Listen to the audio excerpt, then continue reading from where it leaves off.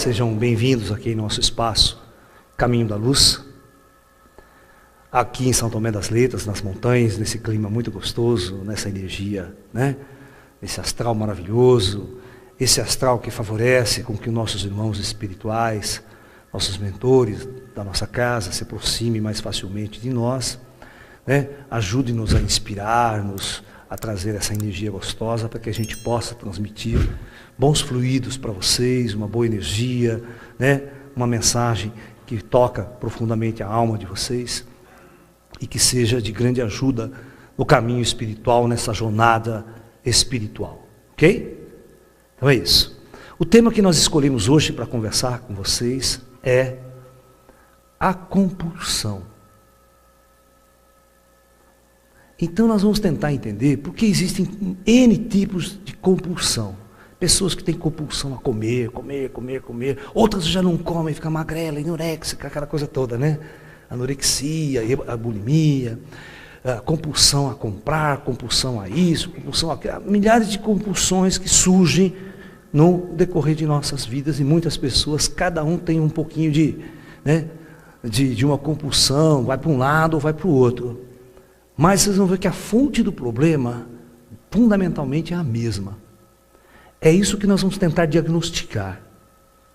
Né? Porque, para que uma pessoa possa evoluir espiritualmente, para que ela possa se elevar espiritualmente, entrar em contato com os grandes mestres da luz, para que ela possa entrar em contato com os irmãos das estrelas, os chamados ETs, para que ela possa dar esse salto quântico na sua consciência, ela tem que vencer e romper essas barreiras fundamentais da neurose coletiva, né? Dessas doenças fundamentais que a sociedade, que a humanidade carrega há milênios nos arquétipos do inconsciente, como diz assim, da humanidade. Né? Então, cada palestra eu escolho um ponto, um detalhe para conversar com as pessoas, para nós dialogarmos aqui, para que possamos então compreender a experiência humana sobre a superfície da Terra. O que é que realmente nós viemos fazer aqui?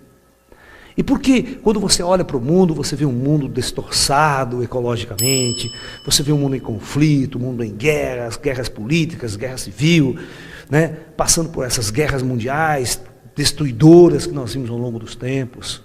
Né? E nós temos que entender essa experiência humana que está aí, como a gente vai encarar tudo isso, como eu vou viver nesse meio. Porque nós estamos dentro desse planeta, nessa sociedade. E nós temos que ser extremamente conscientes para saber viver dentro dela. E poder, dentro dessa sociedade, ampliar a nossa consciência, a nossa alma e o nosso espírito. E acordar para a nossa verdadeira natureza espiritual. Ok? Então vamos tentar diagnosticar de onde vem a compulsão. Muito bem. A primeira coisa que nós temos que entender, e que talvez a psicologia não usa isso, a psicologia convencional, a psiquiatria, porque ela não acredita em vida após a morte. E a ciência também não aceita a reencarnação. Perfeito? Quando ela não aceita essas duas grandes forças, né, essas ideias principais que nós vamos instalar aqui, ela perde muito da compreensão dos fenômenos em sua raiz, em sua origem. Mas como nós abordamos essas questões de uma forma espiritualista, esotérica, transcendental, nós vamos colocar essa questão como fundamental para resolver as doenças psicossomáticas ou psicológicas humanas. Ok? Muito bem. Então, nós temos que entender a reencarnação, né? Ou se a pessoa estiver chegando na Terra pela primeira vez, essa alma é a encarnação, ok? Reencarnação é o retorno sucessivo. Então nós vamos ter que entender essa experiência. Imagine aqui a superfície da Terra, né? O planeta Terra. Aqui as pessoas encarnadas na superfície da Terra, e vamos imaginar como simbologia o plano espiritual, tá? O plano astral. Então, na teoria espiritualista, né, e a teoria da reencarnação, aqui está a verdadeira morada, né, das almas que estão vivendo uma experiência na Terra. As cidades astrais, aqui no Brasil, o nosso lar, e muitas outras cidades, né, porque o nosso lar não é a única cidade no Brasil, ok? É só você ver, nós temos milhões de habitantes, né? Quando cada geração morre milhões, não dá para numa cidade só ter 200 milhões de habitantes lá no astral. Então também no plano astral, Terra, aqui na região do Brasil, falando a língua portuguesa no astral, existe muitas e muitas comunidades e cidades astrais. Muito bem. Então, toda alma, quando está aqui no plano espiritual, ela pode estar no umbral, ela pode estar num plano, pode estar num plano de luz, né? Dependendo do nível da que essa alma está em seu processo reencarnatório. De acordo com o seu nível, né, de experiências pretéritas passadas, karmas que essa pessoa tem que trazer de outras vidas, ok? A quantidade de informações ou de questões que ela vai trazer para uma vida, para uma reencarnação, é que vai ser levado em consideração. Muitas pessoas podem trazer doenças, traumas de outras vidas, podem trazer cargas emocionais de outras vidas. Ok? Mas a gente nem vai abordar isso nesta palestra de hoje, né? Nós vamos deixar só que existe essa energia que vem da personalidade, que vem trazida de outras vidas, que influencia profundamente a personalidade do indivíduo nesta vida. Tá? Porque às vezes você não consegue explicar. Nasce numa família, lá na favela, 3 indivíduos na mesma família. Um indivíduo pode se tornar um grande mestre. E outro se torna um grande bandido, um grande ladrão, um grande isso. Você está entendendo? Então, não dá para você dizer que as condições sociais, aquela coisa que realmente influenciou na personalidade, na formação daquele indivíduo. Claro que existe uma quantidade muito grande de influências, mas não é só isso. Existe dentro do espírito humano que advém, que reencarna, uma grande quantidade de informações que influenciam profundamente a personalidade, que faz com que o indivíduo aqui tenha uma escolha diferente. Porque todo mundo tem uma certa escolha na vida. Certo? Tá? Isso vem da alma, por exemplo. Tem pessoas que não fazem mal a uma mosca. E às vezes não foi ensinado isso pelo pai, pela mãe. É o próprio sentimento que ela traz, a própria harmonia dela dentro da alma dela. Fala, não, eu não tenho coragem de matar um inseto, encontrar uma barata. Essa pessoa traz uma alma boa, ela não vai roubar, ela não vai matar, certo? Em detrimento de outros que vêm com uma energia muito ruim, muito pesada, muito densa, né? Que entra aqui, o que ele quer é lucro, sucesso, fama, poder, e passa a perna de tudo, mata pessoas, destrói para chegar a esses estados. Faz a guerra até, né? Mata milhões às vezes. Esse é o ponto-chave. Muito bem, então, nós vamos imaginar a lei do karma. Essa é a coisa mais importante. A lei do karma. Uma das questões principais da lei do karma é o esquecimento. Então veja bem, uma das questões principais é a lei do esquecimento. Ok? Eu vou explicar para vocês o porquê disso. Essa lei do esquecimento ela é muito importante, porque, na verdade, muitas pessoas viveram em outras vidas, às vezes a experiência que ela viveu em outras vidas é tão dolorosa, mas é tão dolorosa, que às vezes ela carrega um sentimento de culpa tão violento, ou certos sentimentos, certas emoções tão perturbadoras para aquela alma, que ela, às vezes, na outra vida até se suicidou por causa dessas questões. Ok? Então, às vezes, se ela lembrar, então, na verdade, é como se a vida desse uma nova oportunidade para ela viver uma nova experiência, para ela resgatar, para ela melhorar, para ela aperfeiçoar, para ela crescer. Então, faz com que essa pessoa esqueça de todas as suas vidas passadas. Porque é como se ela começasse do zero, mas é claro que ela não começa do zero, porque vem aquela bagagem emocional dentro dela, ok? Aquela bagagem que a personalidade já adquiriu em vidas passadas. Mas aquela velha história, se uma pessoa é muito frágil emocionalmente, mesmo ela encarnando, ela vai se tornar extremamente frágil emocionalmente aqui também, porque ela não conseguiu construir isso nas outras vidas. Ok?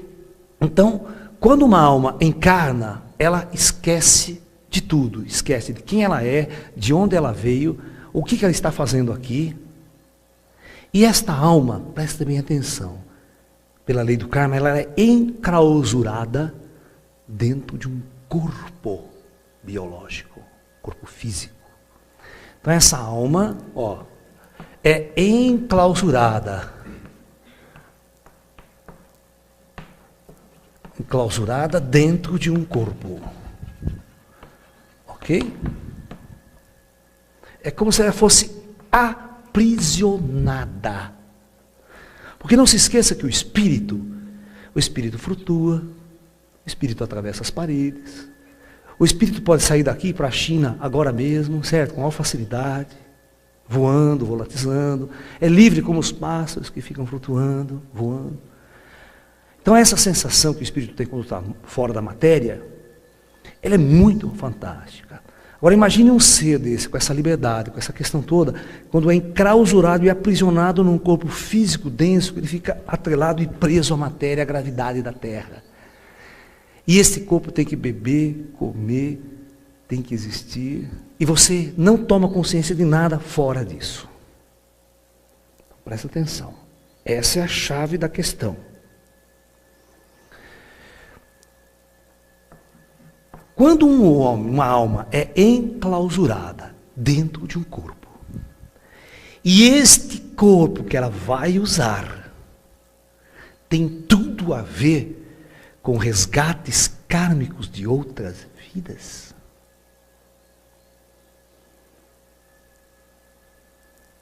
este corpo pode ser bonito, feio, já vem com doenças, já vem com defeitos genéticos, que são resgates kármicos de outras vidas. O cara pode nascer paralítico, torto, cego, deformado, pode nascer bonito. Então, quando você tem características perfeitas, isso nós chamamos de um dharma que você recebe. Se você nasce uma pessoa muito bonita fisicamente, não vai ter tantas dificuldades na sociedade. Mas quando você nasce pobre, defeituoso, feio, você já fica marginalizado. Isso é um karma que você vai arrastar, que você vai carregar com você. Às vezes você passa nessas praças públicas, na Praça da Sé em São Paulo, Campinas, você vê aqueles negros mais torto, arrebentado, tocando para ganhar um dinheirinho, para dar uns trocados. Você olha para o cara, você não vê, puxa, o que esse cara fez em vidas anteriores para ter um karma tão pesado assim? Porque eu quero que vocês entendam que os comandos espirituais, eles programam a descida das pessoas com anos de antecedência. E essa programação, como que essa pessoa vai reencarnar, tem a ver com toda a história pretérita dessa pessoa. Aonde, que lugar, que família, que condições. Perfeito? Muito bem. Então tudo isso vai ser levado em consideração para ela viver uma experiência dolorosa aqui na Terra. Uma pessoa que já nasce com esses defeitos, com resgates kármicos, ela vai ser extremamente marginalizada e oprimida na sociedade. Então essas opressões vai conduzi-la a um estado muito maior de angústia, de sofrimento, de depressões e com certeza de compulsões. Muito bem. Porque aquela velha história, como é que você descreve uma pessoa que seja extremamente gorda? Por quê? E outra extremamente magrela. Uma pequititica, não, outra gigante. Nosso mundo é muito variado, é muito louco. Várias cores, várias raças. Então vamos lá. Continuando as nossas ideias aqui, para a gente chegar na compulsão. Ok? Propriamente dita. Quarto, um dos aspectos que leva o indivíduo a um grande sofrimento, a causa fundamental do sofrimento humano, detectada por Buda, pelos grandes mestres, que o indivíduo que reencarna na Terra, que está encarnado neste planeta, ele vai sofrer, com certeza. Se você não está sofrendo agora, você está bem, está tudo bem, graças a Deus, legal, mas mais cedo ou mais tarde você vai sofrer. Isso é inerente à experiência humana. Morre alguém da família. Você está casado, apaixonado, morre aquela pessoa apaixonada. Ou toma um pé na bunda, ou toma um par de chifre bem grande, né? Chifre corneta. Ele já vem assobiando e cantando, né? Tem o chifre sertanejo, já vem com a música sertaneja junto, já. Já vem com as músicas de corno, tudo junto. Né? Então tem de tudo, né? Doença, o cara fica com uma puta doença, fica na cama o tempo todo, lá, arrebentado. Uma hora ou outra pode acontecer com qualquer um. Você está andando com a sua moto, pum, pum, arrebenta tudo, fica paralítico, tetraplégico numa cama. Então nós estamos sujeitos a todas as condições inerentes à experiência no plano físico. Então nós temos que estar atentos, porque a qualquer momento, qualquer um de nós, eu, qualquer um de vocês, podemos passar por uma experiência muito dolorosa. Muito bem, mas, voltando a essas ideias, dos sentimentos que vai causar as maiores dores para o ser humano é, presta atenção, a solidão. Por que solidão? Todos vocês encarnados, todos nós encarnados, somos pessoas extremamente solitárias. Somos almas enclausuradas, aprisionadas dentro de um corpo, se sentindo profundamente solitário. E tudo começa já na infância. Certo? Tudo começa na infância. Neste ponto, né, os terapeutas, Freud e muitos outros terapeutas detectaram, né, que a personalidade e a formação de muitas doenças psíquicas, né, de muitas neuroses, de muitas outras oses e tudo mais, são geradas na fase da infância. Ok? As repressões, sabe? Repressões afetivas, sexuais e tudo mais. Ok? Muito bem. Mas, presta bem atenção no que vai acontecer com cada ser humano encarnado e vocês vão detectar fundamentalmente a questão. Desde muito cedo, essa criança, quando nasce, ela nasce extremamente solitária e frágil. Muito frágil. O mamífero é frágil. Perfeito? Aí, o que acontece? Essa criança, quando nasce, ela está solitária. E quando você está solitária num mundo totalmente diferente, numa experiência totalmente diferente, você tem medo. O medo advém da natureza humana. Tudo que é desconhecido para você, você vai ter medo. Por isso que as pessoas falam de espírito, muita gente morre de medo de espírito. Porque é o fantasma, né? É o desconhecido, ela não tem uma experiência com isso cotidianamente. Então ela cria o terror, cria o medo. Né? Essa solidão, ela vai criar uma série de, não só medo, mas vai criar uma série de necessidades. Ok? Porque este ser, esta alma, ela vai criar um monte de necessidades. O que eu fiz? Escrevi errado? Não. Ok? Um monte de necessidades. E a criança muito pequena, o que ela faz? Ela vai se apegar profundamente e grudar na mãe. Ou pelo menos ela vai tentar grudar na mãe. E tudo vai depender agora da mãe. Você pode ter uma mãe extremamente amorosa, carinhosa, catofia, ai meu bem, beija, tal, gruda, deixa o tempo todo, faz tudo pelo filho, agarra, o filho se sente aconchegado, o filho se sente amado.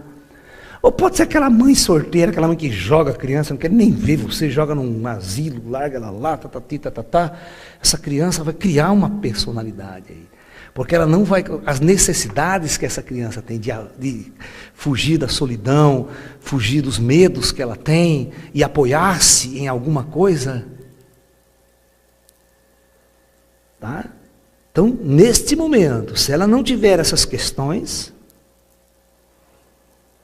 se ela não tiver uma amamentação correta, porque a criança, por exemplo, ela se sente em prazer, né? Freud descobriu isso, a criança se sente em prazer sexual, até a libido sexual está na fase oral, está na boca.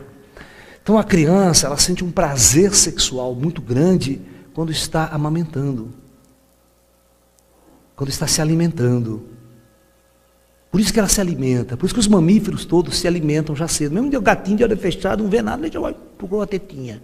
Ou seja, ele vai pelo prazer que isso dá. Ok? Agora, o que acontece quando você, né, elimina isso? Dá uma mamadeira qualquer, não dá o seio da mãe, não dá o carinho, ou terceiros. Tudo isso vai gerar problemas. Mas vamos pegar, né, um ideal. Você vê que mesmo a pessoa que é amamentada, amada pela mãe, bonitinha e certo? Que a gente acha assim o aspecto perfeito da criação de uma, né, de uma criança, ok? Vai ter problemas. Por quê? Porque vai chegar um momento que a criança cresce, ela começa a crescer. E quando ela começa a crescer, o que acontece? Necessariamente ele vai apartar-se da mãe. Apartar-se. Primeira coisa que vocês fazem é botar a criança. No começo ela fica até no meio do pai e da mãe, dorme na cama com o pai e com a mãe, ou no bercinho do lado do pai e da mãe, para ficar bem próximo, certo? A criança se sente toda segura, o paizinho está ali, a mamãe está ali. Mas a partir do momento que você pega ela e bota no quarto dela, longe de você, e às vezes apaga a luz, deixa tudo escuro,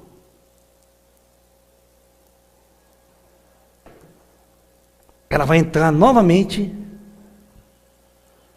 nesse processo. Então, todos aqueles aspectos de segurança que ela tinha, de afetividade, de amor, ela começa a perder.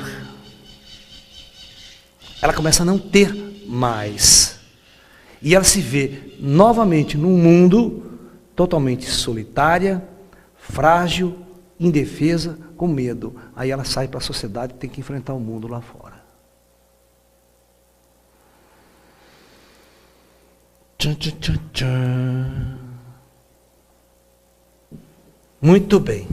Então, o que aconteceu quando essa pessoa se torna solitária novamente? Profundamente solitária. Olha lá. A solidão, ela dá um vazio tremendo. Ó, presta atenção, vazio. Um vazio tremendo dentro do ser. Um gigantesco vazio.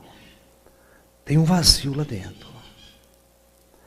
E este vazio precisa ser preenchido. Presta atenção. Esse vazio precisa ser preenchido por alguma coisa.